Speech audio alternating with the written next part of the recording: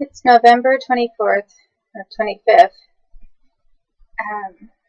2015, and I'm going to talk about some of the rape situations that the United States government put me in when I was a baby.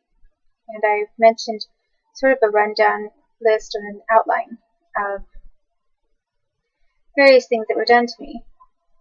But I like to focus mostly right now on what was done when I was probably before the age of 2, up to age 2, that I remember. One of the things that they did is they had dogs licking me. I was wearing diapers still, and sometimes if I had a dirty diaper, they'd say, "Oh, here's messy pants." And I remember they called me Messy Pants, and then would bring a dog over to lick the dirty diaper material off of me. So, most of the time, of course, was changed like normal and with wipes and whatever. But there were times that individuals used dogs to clean me up, and that's something that the United States did to deliberately humiliate me and degrade me when I was just a baby.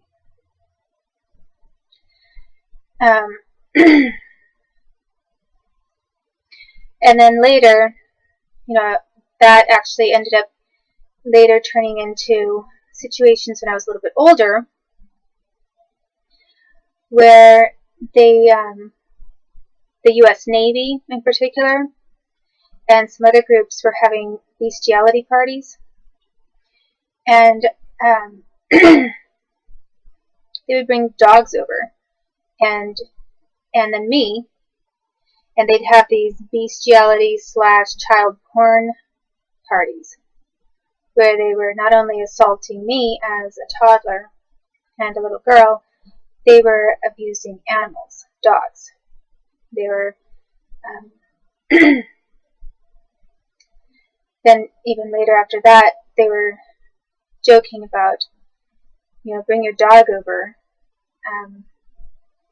make sure it's clean, because they were sexually abusing me. When they started calling me a dog, specifically, that was closer to the time, closer to probably approximately 19, that I remember. It was around 1981, I think. So,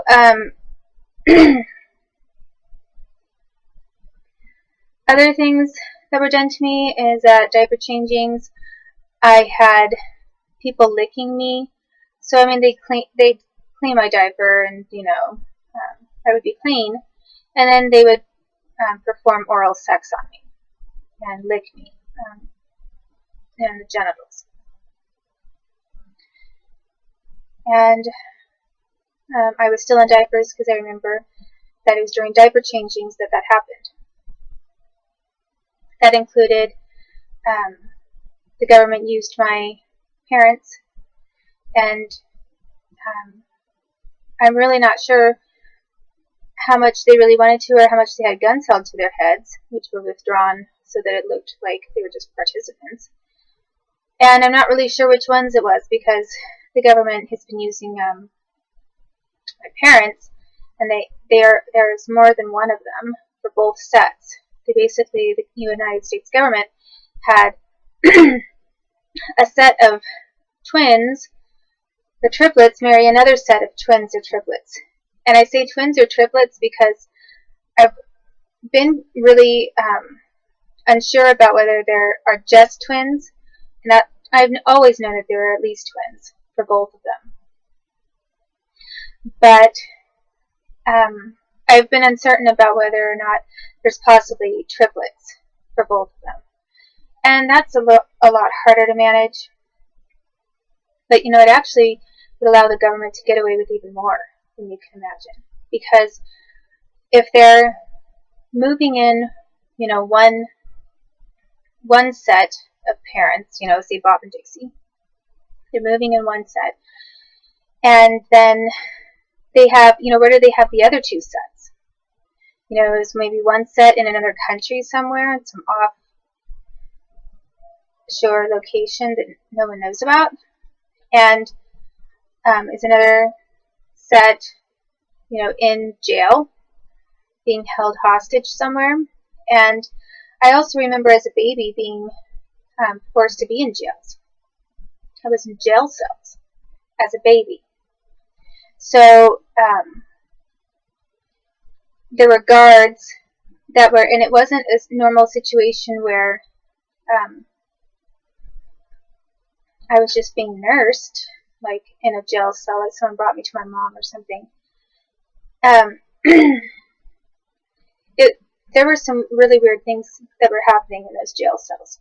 So it's either military kinds of confinement cells or actually just jail cells. And I've seen the United States government using regular local police and jail guards as much as the military for that kind of thing, even later when I was older. So what it was back then, I'm not really sure. But I do know that one of the women was cutting me with a knife in the jail cell, and that was actually being allowed. It was either being allowed or it was being obstructed. And this was in a United States government cell with bars in the windows and that kind of thing. And they'd bring me in and have me with someone that I was bonded to emotionally. And then they were having this one woman who I remember as being one of the Dixies. She looked like my mom. Cut me with a knife in this jail cell when I was just really little. You know, a baby. Or up to age 2. So, they also, when I was a little bit older, not very much older, but a little older than that, they would take me from one room. They were taking me from one room in a jail of some kind. So these were all like locked doors and had bars everywhere. They weren't open-face bars like where people could look in, like in a prison when you see like movies where you walk down a hall and there's all these bars everywhere and there's different cells where different people are housed in. That's not what it was like. It was closed room kinds of jail cells. But there was more than one of them in this one building, and they took me around from one room to another room. They were having people molest me. And this was like United States government. These were government officials wearing government uniforms, making me go from one of these locked-in rooms to another locked-in room so that Mr. So-and-so could molest me, and then Mr. So-and-so could molest me, and Mr. So-and-so could molest me. So they were doing this kind of gang rape of me when I was really little. And they were using government buildings, they were using government employees. This was not like people using a basement with lots of rooms pretending to dress up like policemen. This was a seriously locked down kind of place. So what they were doing is obviously highly illegal. And anyone in the United States who would know about it should be the type of person that would speak up against something like that and sue them. So it's possible that they were using this lockdown kind of jail cell situation because they wanted to contain everything and keep it compartmentalized with their government conspiracy to basically traffic a kid.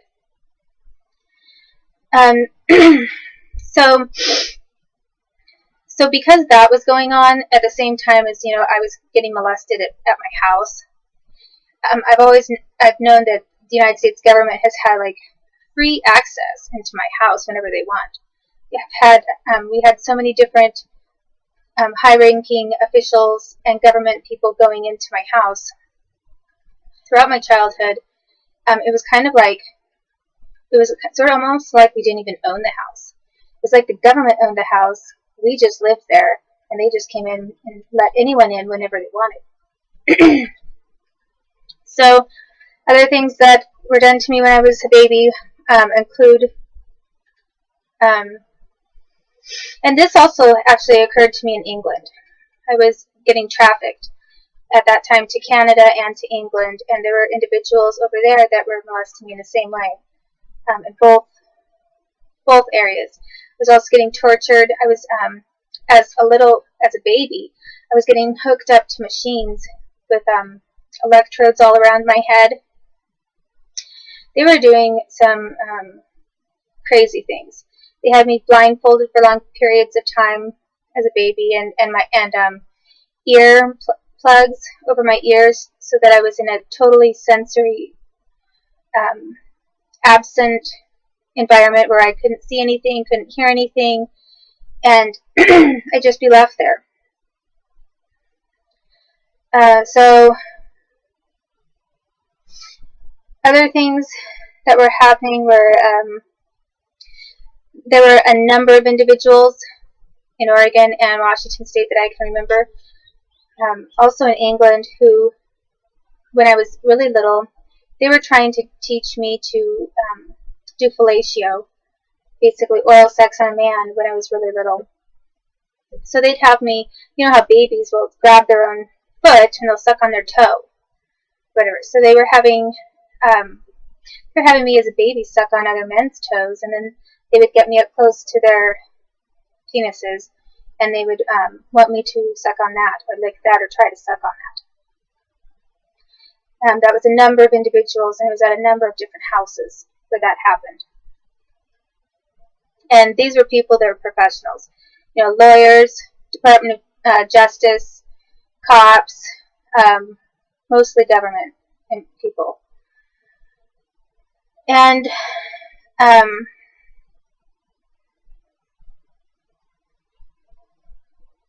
the other thing that I mentioned about candy, it wasn't just that I was getting tortured and then giving candy. I was getting tortured, and then they'd put a penis in front of my face when I was a baby. So they'd have me on a changing table, they'd do something to me, they'd torture me, and then they'd have a man's penis in, man come over to me and put his penis in my face and on my mouth.